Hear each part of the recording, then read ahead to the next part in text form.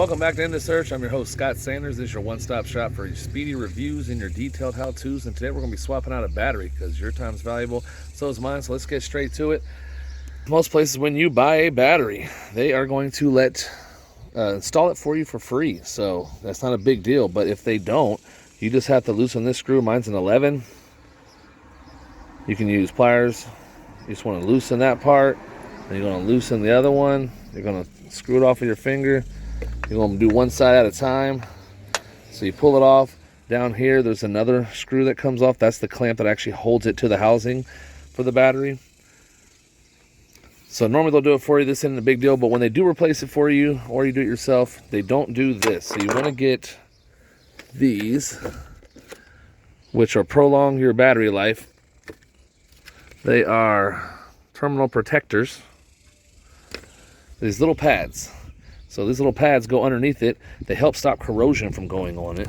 And then you want to get a battery terminal protector. This is like a grease that gets it really good connection. So you just need to squish out a little bit of it. Let me open it. All right, so you get some of it out. Just going to squish it on there. You don't need a ton of it. You don't want to overdo it.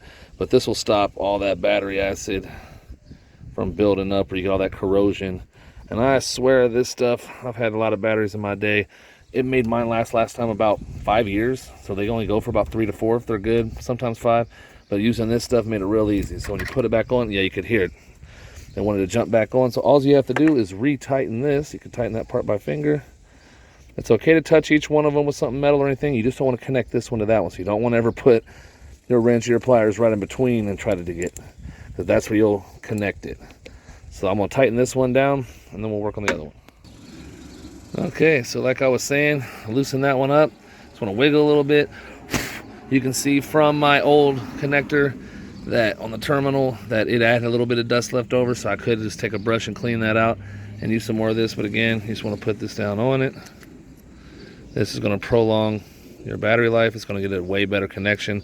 That's a little grease packet they sell you. They give you way too much grease on it, but nonetheless, you can still package it up and save it, but they're like $1 to $2, so it's nothing to really worry about. All right, tighten it with the fingers.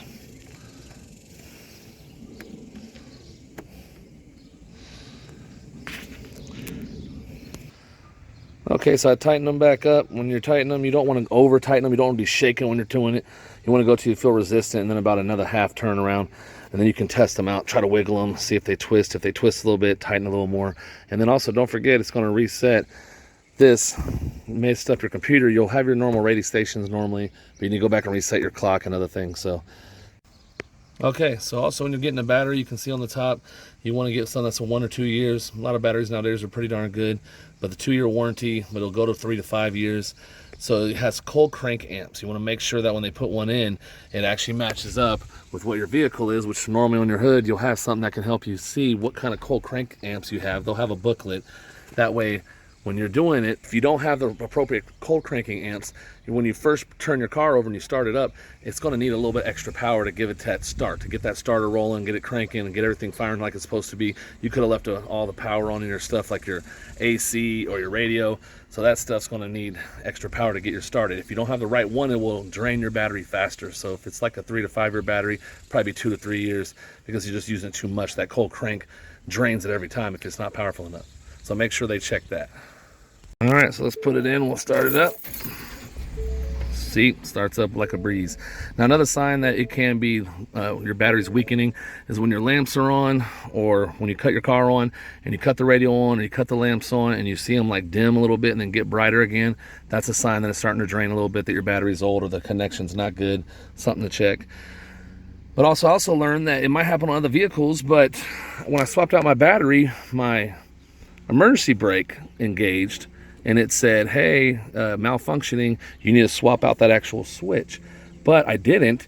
So what happens is you have to reset it to actually try to regroup again. I guess something with Ford F-150s when they're 2015 models, that it's sets that when the battery gets pulled, maybe. So what you want to do is to test it, to maybe try to reset it, is you cut your car off, and when you put the key in, you don't start it, you go all the way right before it starts. So you go 1 and come back, go 2, come back, and then go 3, and then start it.